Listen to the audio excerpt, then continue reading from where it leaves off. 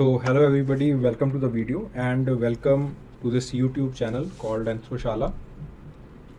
तो इस वीडियो के अंदर बेसिकली वही एक मुद्दे के ऊपर बात की जाएगी जो मुद्दा जनरली हर एक एस्पिरेंट का रहता है, that how to effectively manage time during the anthropology preparation और for the anthropology optional preparation. देखिए, इसकी जो शुरुआत है, जो एंथ्रोपोलॉजी ऑप्शनल की प्रेपरेशन की जब बच्चे शुरुआत करते हैं तो शुरुआत के अंदर जो है कोई अलग ही लेवल का जो है उनके अंदर कॉन्फिडेंस दिखाई देता है कि ये भी कर देंगे, ये भी कर देंगे, इस टेस्ट सीरीज़ को भी ख़रीद लो, इसको भी ख़रीद लो और इसको भी ख़रीद लो।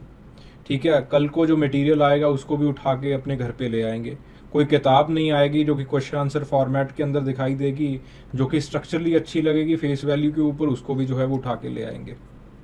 ठीक है, तो इसके अंदर बेसिकली जो एक जनरल पैटर्न दिखाई देता है वो ये दिखाई देता है कि that in starting the enthusiasm, जो भी आपके पास जो एक लेवल होता है, कॉन्फिडेंस का लेवल होता है, एक जो एक्साइटमेंट का लेवल होता है, वो बहुत ज़्यादा है, जिसकी वजह से स्टार्टिंग में तो हमें आंसर्स मिल जाते हैं, लेकिन as the mains is near, जैसे जैसे मेंस एग्जामिनेशन पास आता जाता है वैसे वैसे आपके पास ये सारी की सारी चीज़ें डिप्लीट होती जाती हैं।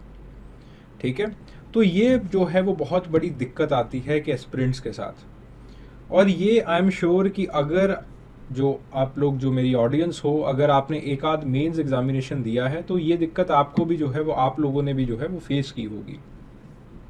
अब इसको किस तरह से अच्छे से मैनेज किया जाना चाहिए? देखो, there is no model formula for this. कोई ऐसा नहीं है कि एक जो है वो कोई मॉडल फार्मूला होगा इस चीज़ के लिए या फिर इस काम के लिए, but on the other hand I have a methodology. मेरे पास एक मेथड ज़रूर है, एक मेथडोलॉजी ज़रूर है कि जिससे आप टाइम मैनेजमेंट के प्रोसेस के अंदर आ सकते हो।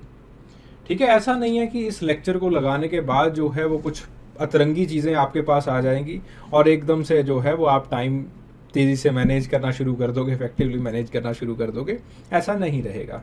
ठीक है, तो मैं आपको इस चीज़ का जो है वो एक मेथड समझा देता हूँ कि किस तरह से आपको अपना समय मैनेज करना है और किस तरह से आपको ये डिसाइड करना है कि कितना समय आप जनरल स्टडीज़ को दोगे और कितना समय जो है वो एंथ्रोपोलॉजी ऑप्शनल को आप देने वाले हो।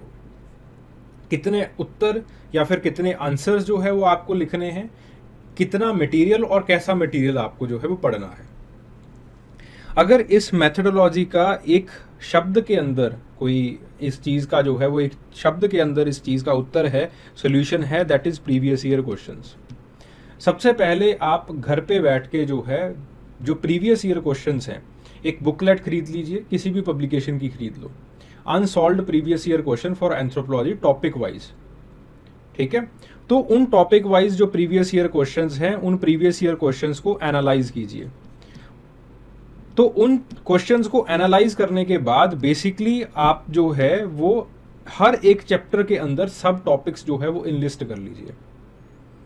ठीक है, मैं इस मेथड को अच्छे से आपको समझाता हूं कि प्रीवियस ईयर क्वेश्चंस को लीजिए, previous year question topic wise आपको जो है वो एक बुकलेट छोटी सी मिल जाएगी मार्केट से, किसी भी पब्लिकेशन की ले लीजिए।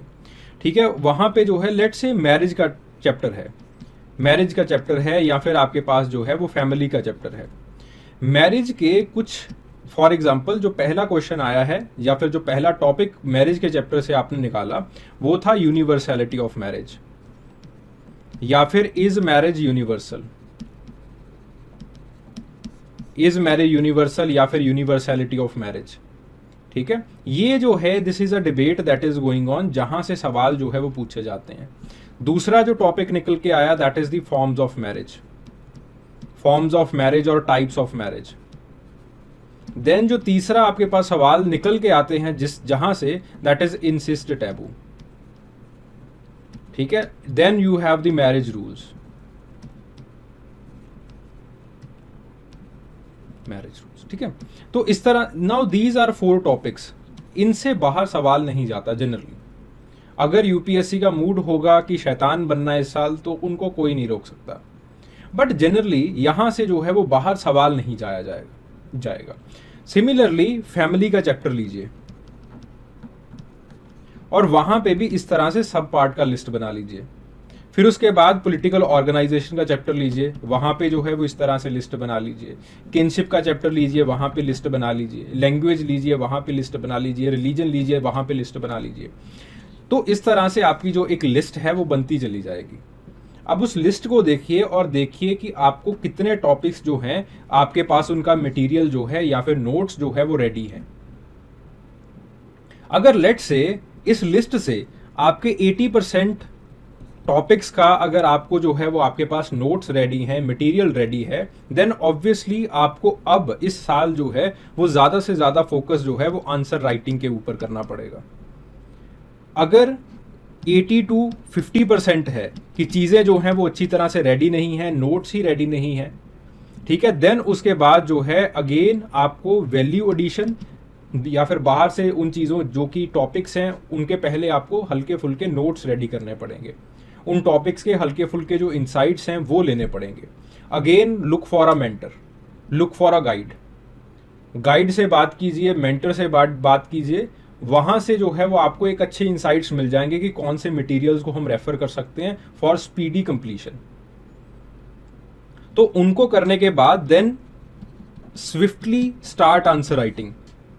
और आंसर राइटिंग के अंदर भी ऐसा नहीं है कि आंसर लिखते गए लिखते गए लिखते गए, ढेर लग गया, बहुत आंसर लिख लिए, ऐसा नहीं करना है। आंसर लिख के मेंटर के पास लेके जाइए, उनसे पूछिए कि और कुछ करने की जरूरत है, स्ट्रक्चर अच्छा आ रहा है, सब कुछ अच्छे आ रही हैं, उनकी इनपुट्स को देखिए।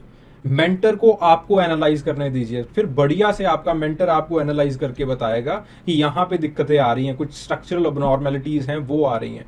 Mentor could be anybody. मैं बार बार इस वीडियो के अंदर कहता हूँ कि मैं ये नहीं कहता कि मार्केट के अंदर चले जाओ, टीचर को खूब सारे पैसे खिला दो, ये नहीं है मेंटरशिप।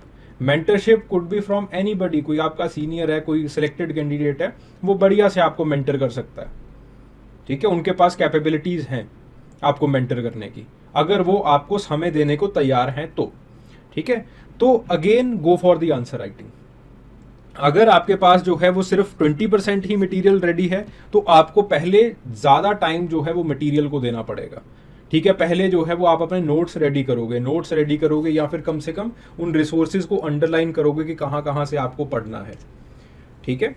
तो इस हिसाब से अगर आप इस श्रेणी के अंदर आते हो, 80% वाली श्रेणी के अंदर आते हो, आपको एंथ्रो को ज़्यादा टाइम नहीं देना पड़ेगा, ठीक है। स्टार्टिंग में एंथ्रो को टाइम दो, आंसर राइटिंग करो, जो भी आपकी दिक्कतें हैं उन दिक्कतों को 30-40 दिन के अंदर सुलझा लो, ठीक है। 30-40 दिन के अंदर आप सुलझा लोगे, फिर आराम से आप पेपर को दे सकते हो और बाकी टाइम आप जो है वो अपनी जनरल स्टडीज के एग्जाम को दो, ठीक है। अगर लेट से 40 दिन नहीं है, 50 दिन ले लो, 60 दिन ले लो, ठीक है।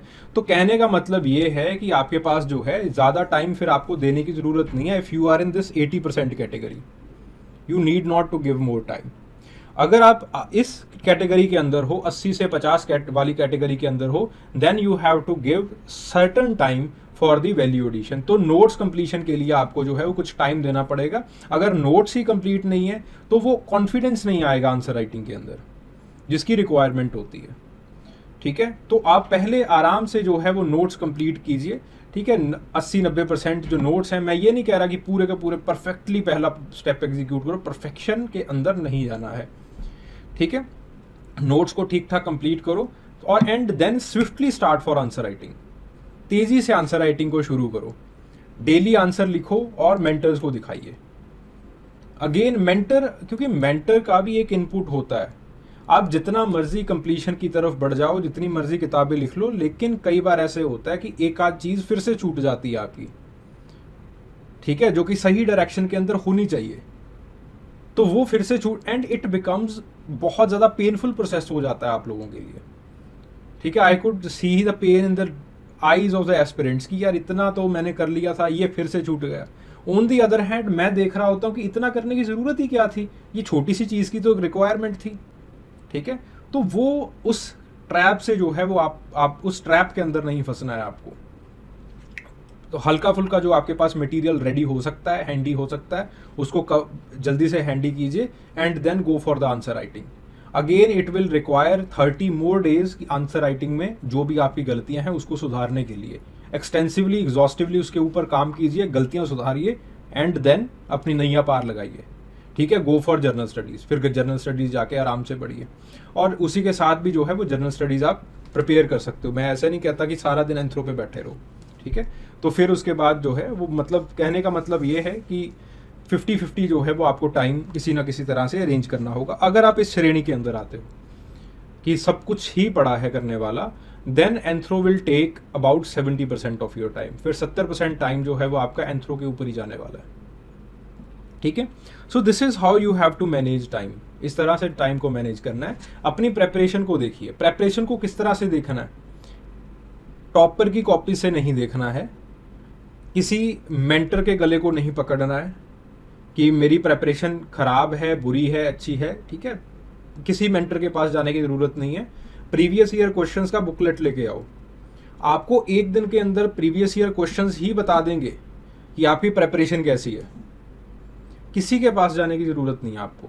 आप घर पे बैठिए, एनालाइज कीजिए चीज़ों को, ठीक है। रूम पे बैठिए, अच्छे से इस तरह से लिस्ट बनाइए, टॉपिक लीजिए, चैप्टर लीजिए, सब टॉपिक की लिस्ट बनाइए, वहां पे देखिए कौन कौन से टॉपिक करने वाले हैं आपके।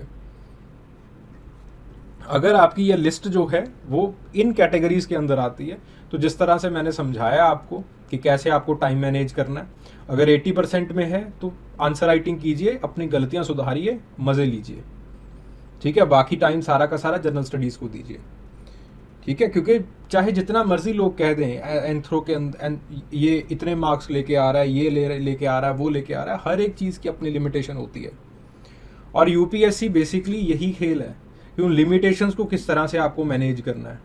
अगर सारी के सारे अंडे जो है वो एंथ्रो की बास्केट में डाल दोगे, एंथ्रो के पेपर के दिन कुछ हो गया तो भाई क्या ही मतलब क्या ही रह गया फिर आपके पास। पूरा एक साल जो है वो चला गया, एक गैम्बल में आपने पूरा साल उड़ा दिया, ठीक है। तो इस बात को समझिए, समझदार बनिए। तो 80% जो है अगर आपका कवर्ड है तो जल्दी से आप जो है वो आंसर राइटिंग शुरू कीजिए। अगर 50% आपका कवर्ड है, 50% कवर करने की कोशिश कीजिए with the help of notes. Mentor से बात कीजिए कि कौन से रिसोर्सेज अच्छे हो सकते हैं, और इवेंचुअली कई बार जो है वो मेंटर अपने ही नोट्स दे देता है। जैसे जनरली मेरे पास अगर कॉल आती है, आई विल प्रेफर, मैं जनरली जो है ये प्रेफर नहीं करता कि बच्चे को जो है वो मार्केट के अंदर धक्के खाने के लिए भेज दो। मैं खुद के नोट्स ही भेज देता होता हूँ कि ये नोट्स ले लो, यहाँ से फलां फलां चीज़ें ये पढ़ लो और मज़ा करो, ठीक है। तो जल्दी से अपने नोट्स को कवर कीजिए, वहाँ से अपने जो पर्सनलाइज नोट्स बना सकते हो, शॉर्ट नोट्स बना सकते हो, वो बनाओ 10-15 दिन के अंदर। बाकी दिनों के अंदर आंसर राइटिंग कीजिए, अपनी गलती सुधारिए, मज़े लीजिए, ठीक है। इफ़ यू आर हेयर तो आपको एग्जॉस्टिवली प्रिपेयर करना पड़ेगा, ठीक है। और 70% आपका टाइम जो है वो एंथ्रो की प्रिपरेशन के अंदर जाएगा, because you need to prepare each and every topic, ठीक है। तो यहाँ पे ये दिक्कत आ जाती है। तो सो आई बिलीव कि इस वीडियो के अंदर आपको ये पता चल गया होगा that how to manage the time effectively, कि समय किस तरह से आपको निर्धारित करना है। बिकॉज इस समय के ऊपर, इस टाइम के ऊपर, इस चीज़ की, इस वीडियो की नीड बहुत थी, ठीक है। इसकी डिमांड बहुत ज़्यादा थी। ओके, आई बिलीव कि आपको इनसाइट्स मिले होंगे। Thank you very much.